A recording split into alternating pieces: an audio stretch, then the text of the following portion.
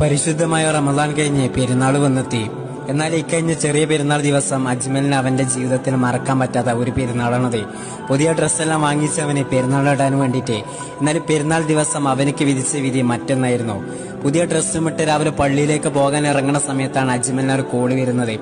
ഏത് സമയത്ത് വിളി വന്നേക്കാം. കാരണം ആംബുലൻസിന്റെ വളയം പിടിച്ച് നടുറോട്ടിലൂടെ മരണപ്പാച്ചിൽ നടത്തുന്നവനാണവന്. എമർജൻസി ആണ്, ഒന്ന് പെട്ടെന്ന് വരുമോ എന്ന ചോദ്യമാണ് ആ നേരം അവന്റെ ഫോണിൽ വിളിച്ച ഒരാൾ ചോദിച്ചത്. എങ്ങനെ പോവാതിരിക്കാതെ പറ്റും? മറ്റുള്ളവരുടെ ജീവൻ രക്ഷിക്കാനും വേണ്ടിയിട്ട് പെടാപാട് പെട്ട് പടപൊരുതുന്നവനല്ല അവന്.